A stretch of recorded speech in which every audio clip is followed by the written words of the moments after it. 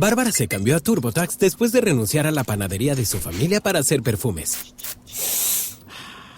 Arrancar mi negocio es un trabajo de tiempo completo. Como experto de TurboTax con experiencia en pequeños negocios, hice que su logro contara, consiguiéndole toda deducción y el máximo reembolso garantizado. Huele a éxito. Cámbiate a Intuit TurboTax y haz que tus logros cuenten. Detalles de la garantía en turbotax.com/garantías. Expertos bilingües solo disponibles con TurboTax Live. Tertulia Jurídica, episodio 276.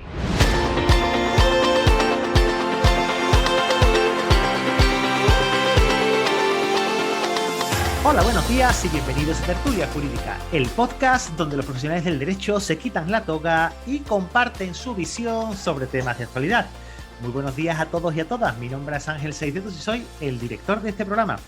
Y hoy venimos a hablar de un tema bastante polémico en la jurisdicción civil, pero yo creo que toca algo más, que no solamente se queda ahí la superficie rascando. Y para ello, pues me he traído a unos amigos, a unos compañeros, Sara Madurga, Pepe Soler, Tania Tejera, Cristel Yago, Rosario Serrano. Chicos, chicas, muy buenos días. Muy buenos días. Muy buenos días, Ángel. Hay una cosa, yo muy bien, cansado, pero bien. Ya es mi tónica habitual, con lo cual no sorprenderá a nadie que diga que estoy cansado, pero bien. Hay una cosa con la que, porque claro, cuando vamos a sala, siempre nos da su palabra a su señoría. Procede, señor letrado, y ahora mismo me llama a mí, que como aquí mando yo, me manda a mí el cuerpo a decirle, su señoría, proceda usted a hacer un resumen de lo que vamos a tratar hoy, señor Pepe. Con la venia, don Ángel. Hoy vamos a hablar de la modificación del artículo 94 del Código Civil, que por si alguien no lo sabe, antes el juez, en cuestión de régimen de visitas, cuando se encontraban un progenitor que ejercía la patria potestad, mientras que otro tenía que llevar a cabo las visitas y se establecía así cuando se llevaba a cabo el divorcio o cuestiones de separación, en el caso de que el juez determinaba el tiempo, el lugar, el modo de comunicar al progenitor que ejerciese la patria potestad y podía ser modificado cuando existiesen graves circunstancias o cuando existiese que lo aconsejasen un incumplimiento grave o reiterado de los deberes impuestos. Sin embargo, tras la reforma efectuada por la Ley Orgánica 8/2021 y a partir de septiembre, se ha producido una modificación bastante radical a mi juicio, porque cuando se acredita la existencia de un proceso de violencia de género, se producirá la suspensión automática del padre que no está ejerciendo y que se encuentra en esta situación de visitas, salvo que el órgano judicial que establezca de forma motivada que sí que tiene que continuar. O sea que por defecto cualquier procedimiento de violencia de género supondrá que el padre o la madre que esté mediante un régimen de visita y que no esté ejerciendo la patria potestad no pueda ver a sus hijos hasta que no finalice el proceso correspondiente o hasta que no se pronuncie el órgano judicial. Y pregunto, desde la más total y absoluta ignorancia en procesos de familia, esto quiere decir que puede coger, o sea, se puede fomentar las denuncias falsas, por ejemplo, ¿no?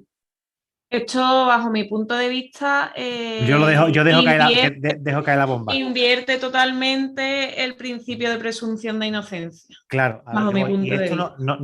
no se han pronunciado, yo como no tengo tiempo para ver las noticias, no se ha pronunciado ningún partido político con respecto a algún recurso ante el TC. Que yo sepa todavía no.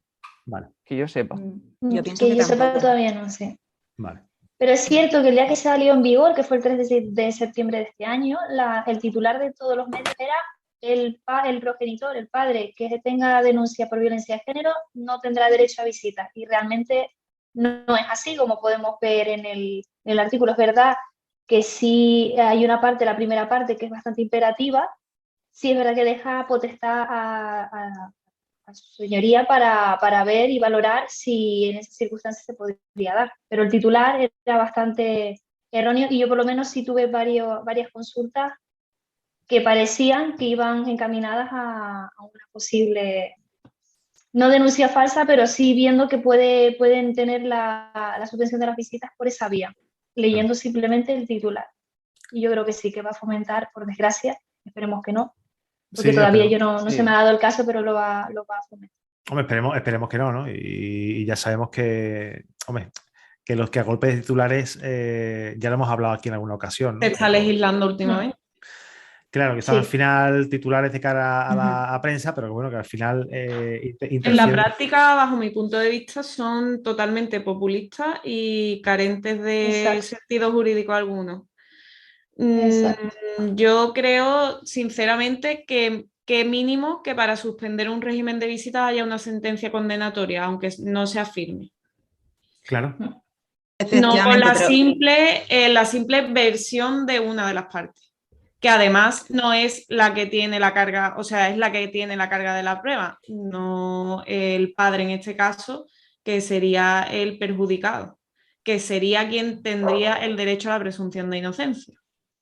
Entonces, bajo mi punto de vista, es, para empezar, inconstitucional, porque va contra el derecho a la presunción de inocencia, que es un derecho fundamental, y va en contra de cualquier principio, o sea, procesal. Es que simplemente con una denuncia me parece que menos que haya una sentencia, aunque sea condenatoria y no sea firme, pero que menos que haya una sentencia. Además, que los juicios de violencia de género suelen ser juicios rápidos. Entonces, no sé qué prisa hay por extinguir el régimen de visitas de manera tan perentoria, si este tipo de asuntos se lleva por el cauce del juicio rápido, que puede ser hasta en la misma guardia, cuando salga la sentencia condenatoria. A mí, al hilo No lo de lo que ha entiendo. dicho, al hilo de lo que ha dicho Rosario, me preocupan dos cosas principalmente. La primera, ¿qué ocurre cuando haya una sentencia absolutoria? ¿Qué ha pasado con los derechos de esos menores? Exacto. Pues que bajo mi punto de vista también debería de haber una responsabilidad patrimonial de la administración por daños morales Claro. a una de las partes. No, la parte agraviada, que menos. Lo que pasa es que todos sabemos que eso no se va a Que eso no producir. existe. no va a pasar. Efectivamente. Que los daños morales son los padres. A ver, aquí lo que también tienes que presumir un poco, porque yo he consultado con compañeras y en su mayoría me decían, pues eso, que esto era un poco una salvajada y que a todos aquellos casos en los que esté clarísimo que o bien era con fines espurios o son cuestiones súper leves, que iban a motivarlo, pero de forma automática, porque no se puede dejar a un padre sin ver a sus hijos por a lo mejor por una denuncia que es, a ver, no por venganza, no quiero decir por venganza, pero vamos, por el momento, por la situación del momento. Entonces, menos mal que está ese margen. Como ha dicho Pepe, yo sí que he tenido también asuntos prácticos y además tuve asuntos en la práctica. Nada más salió esa reforma y nos echamos las manos a la cabeza y dijimos, ¿qué hacemos? ¿Cómo lo planteamos además? Y me acuerdo que yo estaba de víctimas de violencia y me pidieron la venia, pero luego me informé de cómo se había solucionado ese caso. Y la solución que habían dado efectivamente sí que fue un caso grave en estos casos, pero no era ningún tipo de violencia física ni hacia el menor ni nada. Entonces, en este caso se resolvió poniendo las visitas bajo punto de encuentro familiar. ¿Se van a poner todas las visitas tuteladas con punto de encuentro familiar? No hay suficiente punto de encuentro. En Zaragoza, como para aquí te dan esas medidas. cita cada, no sé, es que es inviable. Es que solo hay 4 puntos de encuentro, creo, si no me equivoco, en la provincia de Cádiz. Es que yo creo que ¿Es se le va a dar, viable poner todas las visitas en el punto de encuentro? evidentemente. Bajo mi punto de vista, no. El problema es la abusividad en el uso que se va a dar de la norma. O sea, como habéis dicho al inicio, desgraciadamente nos vamos a encontrar con un porcentaje alto de denuncias falsas con el único objetivo, un poco al hilo del término amenaza que ha utilizado Pepe, de evitar que el padre pueda disfrutar de la compañía de los hijos a cambio, qué sé yo, de la atribución del uso de la vivienda, de pensiones, etcétera. Y el problema que conlleva esto, pues que evidentemente hace que haya una pérdida de credibilidad de la víctima real. Exacto. Exacto. Bajo mi punto de vista, todo esto no hace sino desfavorecer a la víctima grave y real de la violencia de género, porque da lugar al típico titular, ¿no? Es que las denuncias falsas aumentan este año un tanto por ciento, qué tal, qué cual, y cuando una va a lo mejor que tiene lesiones, pues dice, bueno, ¿y estas lesiones cómo han sido? O estas amenazas de muerte... Prejuicia un poco ya antes. Claro, es por que, todo lo de antes. todo Exacto. este tema, todo esto de no baremar adecuadamente este tema tan sumamente delicado como es la violencia de género, es, bajo mi punto de vista, contraproducente. Además, yo al principio he dicho que me generaba dos incertidumbres enormes. ¿Qué ocurre en aquellos casos en los que las denuncias van a ser cruzadas? Porque todos Sí. los que llevamos violencia de género nos hemos encontrado con turges en los que él denuncia a ella denuncia a él, porque por motivos X Bueno, puede ya que te lo haya habido digo una yo, agresión lo que por va a ambas pasar. partes. Ya te digo yo lo que va a Y pasar, con- que la visita, la madre se va a quedar con la custodia exclusiva y las visitas al padre se le van a suspender. Pero ¿y si hay indicios Pero suficientes, si hay indicios suficientes de que la denuncia que él ha presentado, imaginemos unas lesiones o unas amenazas, si hay indicios suficientes de esas lesiones y de esas amenazas, y me pongo en el peor de los escenarios, en que la DURGE se convierta en previas, por ejemplo, porque haga falta la práctica de más diligencia, ¿se va a privar a los dos progenitores? Claro, es que esa es la cuestión, desde que se Era eso. admitan las dos denuncias, ya están los dos progenitores en esa situación. Claro, es que la ley no se pronuncia sobre esto y yo en la práctica Hombre, cuando estoy el de guardia artículo de dice violencia me lo encuentro muchas doméstica o de veces. género. Entonces, al decir violencia doméstica o de género, da pie a las dos situaciones. ¿Qué pasa? Que en la práctica tenemos juzgados especializados en violencia sobre la mujer y no en violencia doméstica. Entonces, ¿qué puede pasar? Pues que a lo mejor la denuncia de él caiga en otro juzgado. ¿Y qué hacemos? ¿Quién tiene la competencia? Bueno, yo hablo de lo que ocurre en el partido judicial en el que yo hago las guardias de violencia, cuando en el caso son denuncias cruzadas, normalmente la solución más fácil siempre ¿Las es acumulan? la conversión en Es que a mí no previas. se me ha dado el caso, por A eso mí te se me ha digo. dado en un par de ocasiones y la solución más sencilla es, vamos, por parte de su señoría, convierte en previas, perdón, y acumula una a la otra y se sigue el procedimiento en ambas partes como investigado y como perjudicado. Esa Vale. es la situación que a mí se me ha dado, pero claro, es que la norma no dice absolutamente nada, o sea, dice que ninguno de los dos tendría derecho a ejercitar ese régimen de visitas, pero ¿qué ocurre con la guardia y custodia? O sea, vale, eliminamos régimen de visitas, pero ¿quién ostenta la guardia y custodia? Si los dos Y luego- son imputados en el procedimiento, ¿le damos la guardia y custodia a quién? ¿A abuelos, a familiares? O sea, es muy complicado.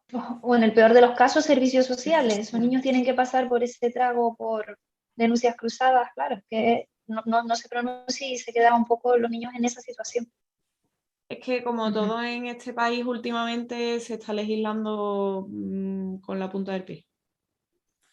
Ya hemos hablado aquí de Sí, esto lo y sé, en más de soy una consciente ocasión. de ello y creo que mínimo que un poco de técnica legislativa, de verdad. Es que no se puede legislar de esta forma, es que tú tienes que pensar en las consecuencias de las normas que dictas. Es que no puedes, tienes que ir más allá. Cuando tú reescribes un artículo del Código Civil, tienes que ir más allá, porque es una norma que por suerte está súper bien escrita y cuando ves artículos que no entiendes es porque se han reescrito hace poco.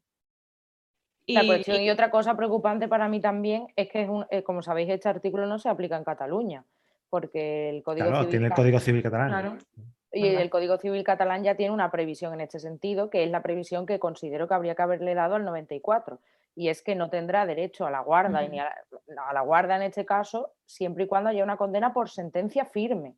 Es que es Pero lo correcto. cierto es, Y en salvo Aragón error lo por mi mismo. parte, que solo se pronuncia respecto a la guarda, no respecto el Código Civil catalán hablo, no respecto al régimen de visita. Pero bueno, en el fondo me parece bien, es decir, si un padre ha sido condenado por sentencia firme por violencia sobre la madre o por violencia sobre los menores, lo mínimo que puede ocurrir, lógicamente, es mantener a estos niños alejados del padre, como mínimo durante el tiempo que dure la condena. Y ya podemos hablar después del derecho de reinserción, etcétera, una vez que cumpla la condena. Y aquí nosotros en Aragón no solo no nos han reformado el Código de Derecho Civil aragonés, que tenemos derecho también foral propio, sino que aparte lo que dicen sus señorías y la justicia es que se pueden aplicar estos mecanismos de esta nueva reforma para restringir estas visitas, con lo cual en la práctica es lo que se está haciendo. A mí me parece muy fuerte, sinceramente. El problema es que yo creo que me parece demencial. Me parece que no estamos en un Estado democrático de derecho y que esto se ha sustituido por una dictadura del quedar bien en un titular de un periódico y que tú no piensas en las consecuencias de la norma que has escrito. No las Que piensas. además la ley de medidas de protección de violencia de género, la ley orgánica 1/2004, ya prevé muchas medidas, ya solo con el inicio de esa situación. Es añadir un poco más de leña al fuego. Yo veo esa circunstancia. Que si es que sí, oye, bien, pero esta lo veo muy, muy extrema. Es que lo habéis dicho al Yo confío en principio. que... ¿Dónde queda el derecho a la presunción de inocencia? O sea, quiero Sí. decir, No ya- hay, yo, no hay, yo no hay. entiendo, No, yo no entiendo existe. que con esta merma de derechos ya estás incluso prejuzgando lo que es la violencia de género como tal. Es decir, tú ya de inicio has prohibido a ese progenitor que pueda tener relación con sus hijos. Y sobre todo, ¿dónde quedan los derechos del niño? Es que vuelvo a insistir, es que para mí al final son los grandes perjudicados en esto. Yo creo que conforme vaya pasando el tiempo, pues al final vamos a tener jurisprudencia que le vaya dando una interpretación. Pero claro, para que el Supremo se pronuncie sobre esto van a pasar años. Claro, ahora muy mismo reciente, estamos hablando de 2 meses. Y empezará la hecatombe que ocurre siempre con las reformas, de Ujú. que cada audiencia provincial se pronuncie en un sentido y cuando nos enfrentemos a la situación no sepamos por dónde tirar. Ujú. Es el problema de esta profesión. Exacto. No obstante, yo confío en que, por ejemplo, aquí en Zaragoza sí que estoy viendo que sí que los jueces de violencia sobre la mujer sí que están examinando cada caso concreto y confío en que Es su deber. haya que examinarlo y que no digan, no, ponemos todas las visitas restringidas y punto de encuentro. Pues no. Al Pero el final, problema es que yo- por defecto, el problema de por defecto a veces, a ver, la carga de trabajo es muy significativa y hay veces que se te escapa alguna y ala, y basta que se te escape una para que ya se haya liado aquí la Mari Morena. Yo lo que me he encontrado es que directamente te mandan al punto de encuentro, suspenden las visitas en casa del padre en este caso y avíatela como pueda con el punto de encuentro. Yo que no tengo un partido judicial que tenga punto de encuentro, se tienen que desplazar ambas partes, cosa que tampoco les favorece a la víctima de violencia de género. Claro. Porque en el caso que yo tuve, por ejemplo, ella no disponía de vehículo propio. Entonces, pasaba un autobús cada no sé cuantísimo tiempo. Esta señora se tiene que ir 3 horas antes al punto de encuentro y volver 1 hora después del punto de encuentro. ¿En qué le favorece eso a la víctima? Pregunto, porque otro problema que para mí es añadido es que ya sabemos que si en Guardia Civil o en la denuncia policial no solicita medidas civiles, cuando llega, vamos, no sé qué ocurrirá en vuestros partidos judiciales, yo os hablo de mi experiencia. En mi partido judicial, con independencia de lo grave que sea el asunto, si la víctima en el Biogen no ha solicitado la adopción de medidas civiles, cuando llega a la DURGE, su señoría no te lo permite.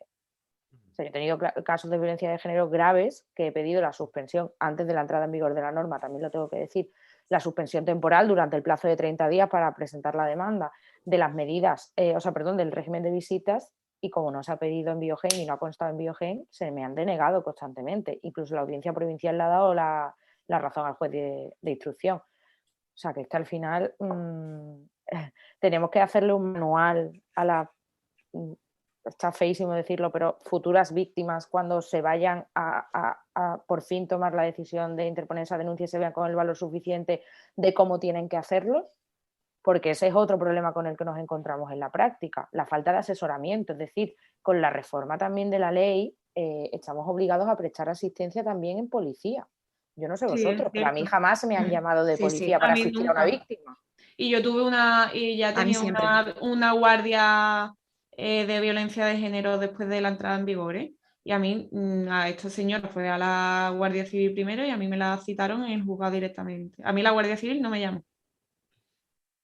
Entonces, claro, es que también estamos hablando de una cosa tan nueva que tampoco sabemos por qué derrotero se va a desarrollar luego, pero todo parece indicar que muy lógico no es. Entonces, si todos coincidimos en que no es nada lógico, ¿por qué se dictan estas normas? Bueno, la realidad Perdona que sea tan pesada con esto, pero es que realmente es que me parece absurdísimo que estemos toda la comunidad jurídica, la práctica totalidad de la comunidad jurídica de acuerdo con esto y que nadie que ha aprobado esta norma se haya asesorado previamente de las consecuencias que va a tener.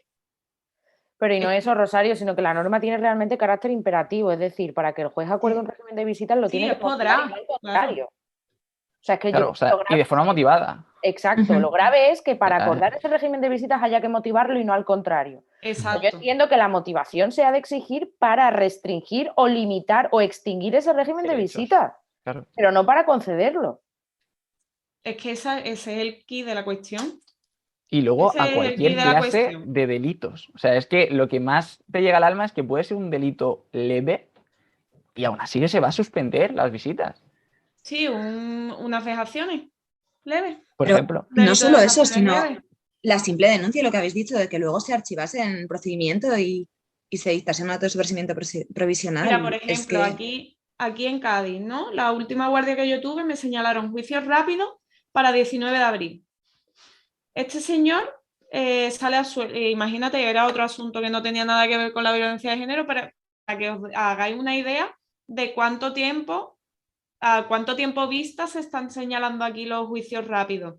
Imagínate que esto es un asunto de violencia de género con menores por medio. Este señor ya hubiera perdido 7 meses, 8 meses de su vida con sus hijos. De visita, claro. Y le restituye eso al padre. Es que ese tiempo ¿Quién le perdido restituye y eso el al vínculo... padre? Es que yo a mí no me cabe en la cabeza. Y sobre todo Y a luego los menores, encima- porque cuando son menores de muy corta edad, en 7 No se meses, acuerdan. no saben Es quién que es el su vínculo padre. se Es que tú pierde. imagínate Sí. que tú tienes un niño de 2 años y medio, 3. Cuando ese niño vaya a ver a su padre 8 meses después, ¿se va a acordar de él? A mí otra cosa que me genera mucha duda es la motivación que se exige que por parte de la autoridad judicial se lleve a cabo. Mi pregunta es, esa previa evaluación de la situación de la relación paterno-filial, ¿qué la hace su señoría? ¿El gabinete psicosocial? Sí, claro, no. Porque su señoría, En las dos tiene muchos declaraciones conocimientos que hay de jurídicos. 20 minutos, en las dos declaraciones Claro. que hay de 20 minutos, su señoría ya sabe perfectamente, Claro. su señoría de instrucción, no, ojo, cuidado, que no es su señoría de lo penal. Su señoría de instrucción ya sabe perfectamente, es que es prejuzgar. Es que por eso digo, Aparte de la si presunción la de norma, inocencia, si la norma se hubiera reformado haciendo que además sea obligatorio que actúe el gabinete psicosocial, que de hecho, o sea, yo es algo que reclamo en mis foros internos, que considero que en todos los procedimientos de violencia de género, igual que interviene el Ministerio Fiscal, debería de intervenir el gabinete psicosocial o un psicólogo adscrito al juzgado, porque considero que hay casos que es más que necesario para que la víctima pueda prestar declaración, porque en muchos de los casos, sin un apoyo psicológico clave, la víctima no puede prestar declaración. ¿Qué medios tiene el juez, que como hemos dicho, que en 20 minutos, media hora, y que además a lo mejor tiene otras 7 durges en la puerta esperando para tomar y motivar esta decisión? De todas formas, ahí sí que es verdad que yo he estado en algunas situaciones de estas y los casos más notorios, más extremos, sí que se huelen rápido. Y ahí yo espero que la gente sí que tenga ese tiempo de motivar lo que toca, aunque sea un poco más de trabajo, porque la situación lo requiere. Pero sí que es verdad que algunas sí que se huelen rápido. Ahora, otras, ¿qué pasa? Lo que decís, que como está la situación de violencia de género y al final siempre tienes miedo de que sea cierto y sea verdad y que por lo tanto pueda llevar una consecuencia aún mayor, va siempre con mucha cautela y genera esas situaciones de suspensión gracias a esta norma. Pero voy a ir un poquito más allá. Fíjate, un delito de revelación de secretos. Y no voy a ir ni a una foto de contenido erótico sexual, ¿vale? Una foto que se envía por parte del padre de los niños a un tercero y se presenta una denuncia por revelación de secretos. ¿Cómo gestionamos eso? O sea, ¿impedimos a ese padre que por haber reenviado una foto pueda ver a sus hijos? Pues en este caso sí. Yo te iba a preguntar, Pepe, ¿qué opinas? Que es que la ley es una salvajada. O sea, no sé si... claro, date cuenta que aquí tenemos al tercero en discordia, ¿no? Y me gusta que esté Pepe porque Sí. además es es la persona idónea para poder decir, que, a ver, tú puedes tener tu propia interpretación y tú puedes estar más pro o menos a favor o en contra de esta modificación. Bueno, de hecho, ¿verdad? Podemos estar todos los enfadados, podemos estar todos los contentos con ella, pero ahí está y hay que aplicarla, ¿no? Pues para que veáis la situación. Claro. Yo he consultado a varias juezas que lo son, o sea, yo estoy en prácticas y yo aún, pues decirlo, no me empapa de verdad. Pero a varias juezas, una de instrucción y otra de familia, la de instrucción directamente me ha dicho que va a aplicar el criterio de ahora, pero como era anteriormente, porque le parece una salvajada. Y la de familia ya me dijo, ¿cuán políticamente correcto tienes que ser? O sea, hasta el punto de decirme, mira, esto es una salvajada. O sea, Claro. que cualquier actuación siempre tiene que ser que sea legislado de forma un poco apresurada o prejudicializada, claro. ¿Sabes qué pasa? O sea que como se exige la motivación para permitir ese régimen de visitas, eso va a ser susceptible de recursos de apelación. Muchísimos. Porque al final no deja de ser una motivación particular que no está basada en ninguna norma, sino una motivación subjetiva del propio juez que la lleva a cabo. Es complicadísimo el tema. Claro. Claro, no te puedes basar en nada. Es simplemente eso, decir, no, el delito, la gravedad del delito no es suficiente como para poder dar lugar a la suspensión. Al final, luego siempre estamos hablando de lo mismo, de falta de medios. Porque si realmente hubiera un equipo psicosocial en cada juzgado y no tardaran en hacer informe meses, en el mejor de los casos. Exacto, que el informe fuese en la guardia misma. Pues todo esto es papel mojado. Es que ¿confiamos en el buen criterio de su señoría? Sí, confiamos en el buen criterio de su señoría, pero ¿hasta qué punto es conocedor su señoría de la situación familiar de cada una de estas personas implicadas y de que no se vaya a equivocar?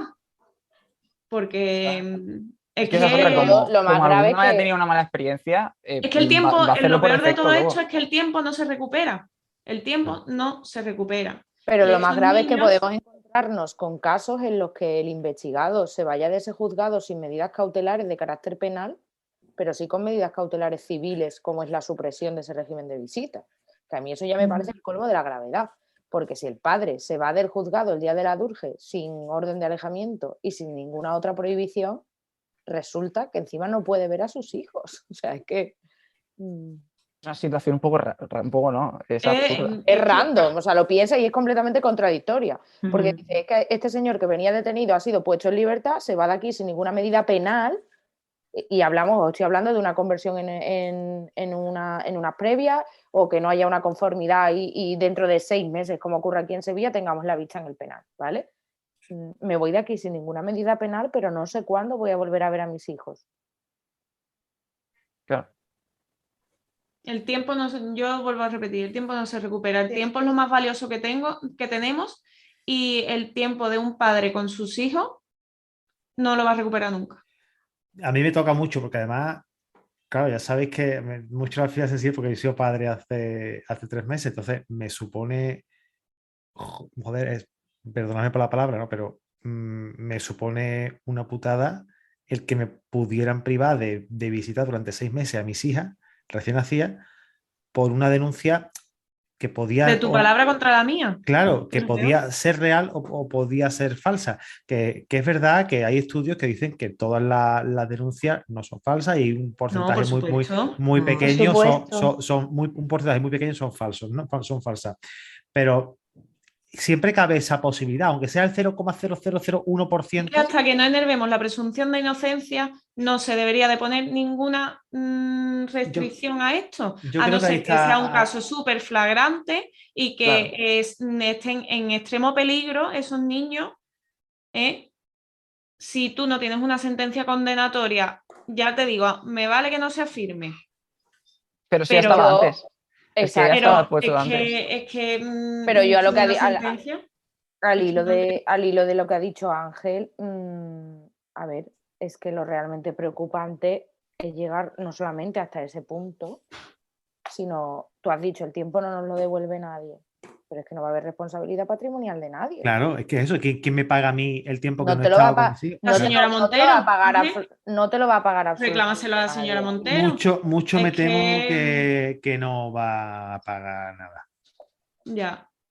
Pero ¿cuántas vidas va a destrozar?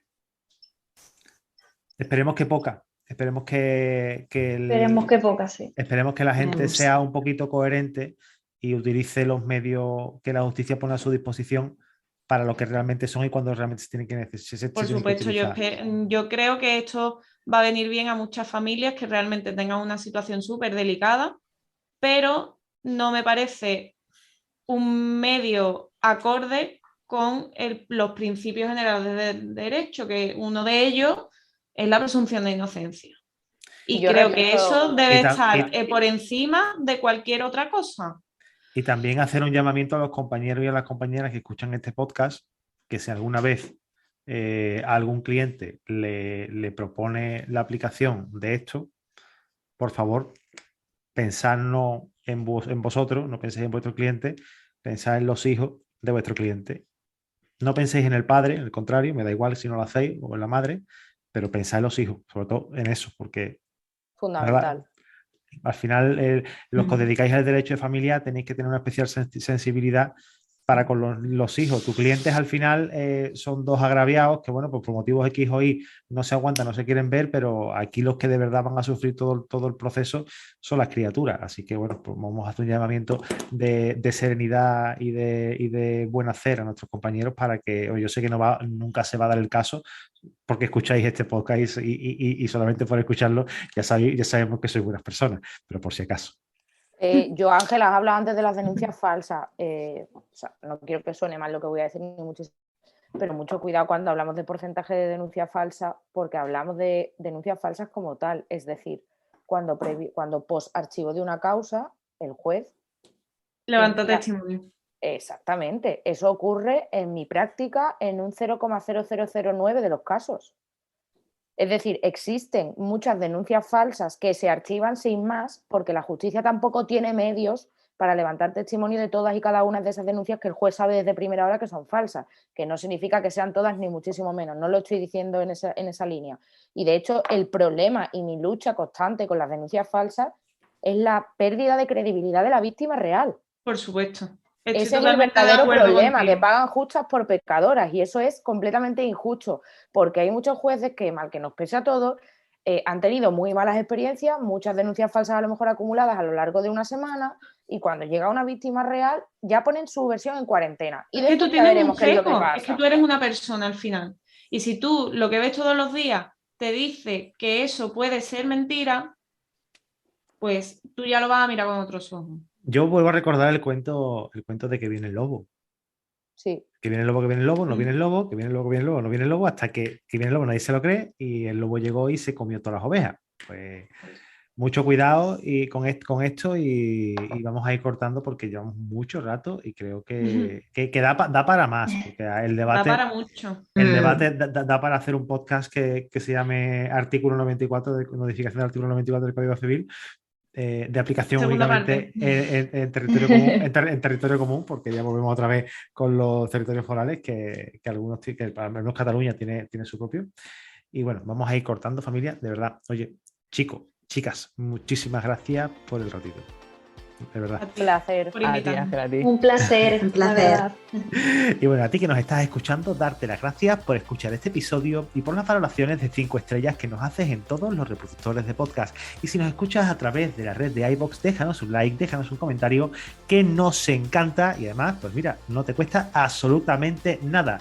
Nos escuchamos el lunes aquí en tu podcast, en Tertulia Jurídica. ¡Chao! Bárbara se cambió a TurboTax después de renunciar a la panadería de su familia para hacer perfumes. Arrancar mi negocio es un trabajo de tiempo completo. Como experto de TurboTax con experiencia en pequeños negocios, hice que su logro contara, consiguiéndole toda deducción y el máximo reembolso garantizado. Huele a éxito. Cámbiate a Intuit TurboTax y haz que tus logros cuenten. Detalles de la garantía en turbotax.com/garantías. Expertos bilingües solo disponibles con TurboTax Live.